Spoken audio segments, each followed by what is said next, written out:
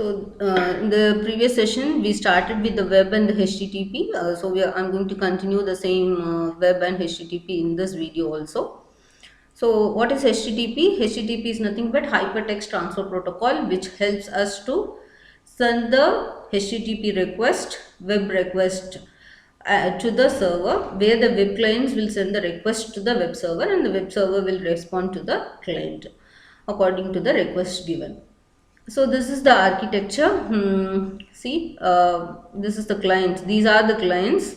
It can use anything, any search engine. So it is using Internet Explorer, and this is using Firefox.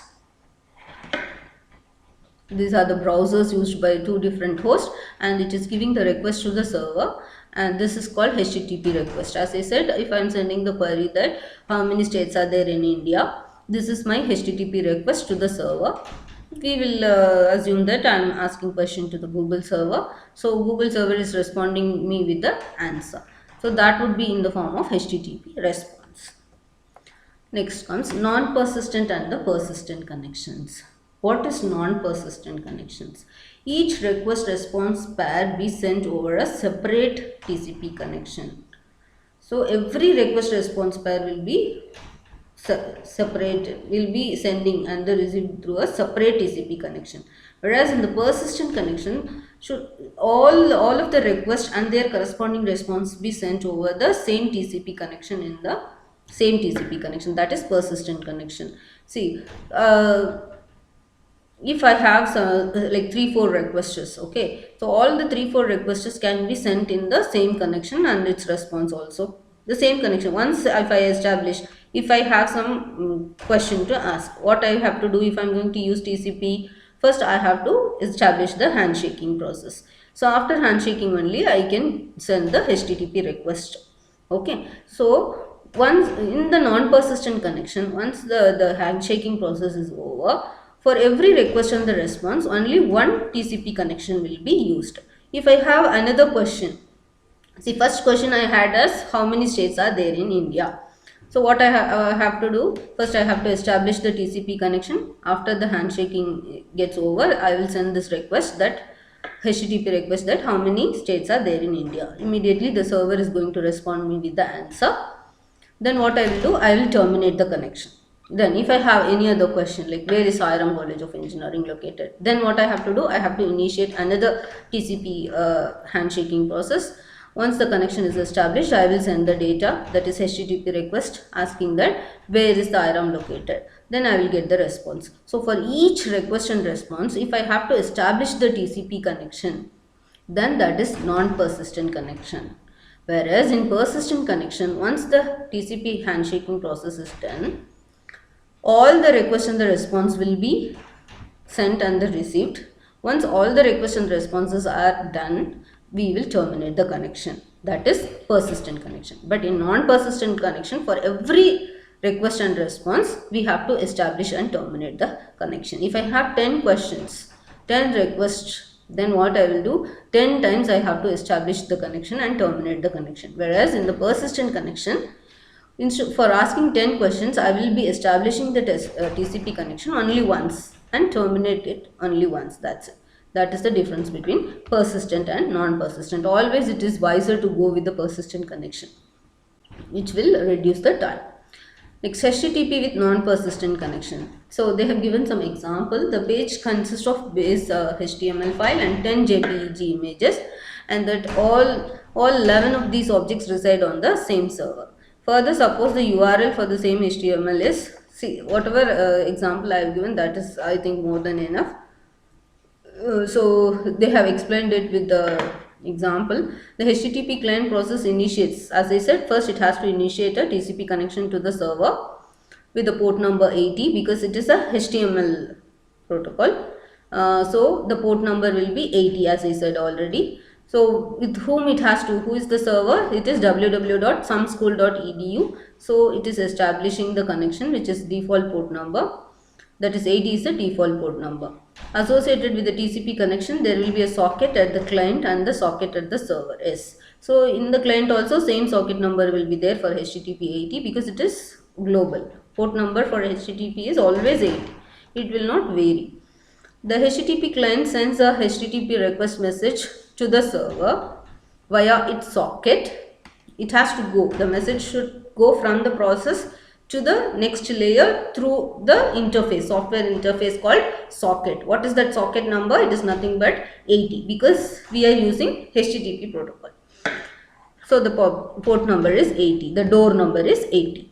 Okay, the request message includes the path name, some department / home. The HTTP server process receives the request message via its socket. Actually the receiver also will get the message through its own door. So what is the door number for the HTTP web page? It is nothing but 80. So through the door number 80, that is socket number 80, it will get the request, encapsulates the object in an HTTP response message and sends the response message to the client. So it is taking the answer of the request which is given and it encapsulates it and send it through the same socket. The HTTP server process tells TCP to close the TCP connection. Since it is non-persistent connection, once the response is given, it will ask the server process, the HTTP server process tells the TCP to terminate the connection.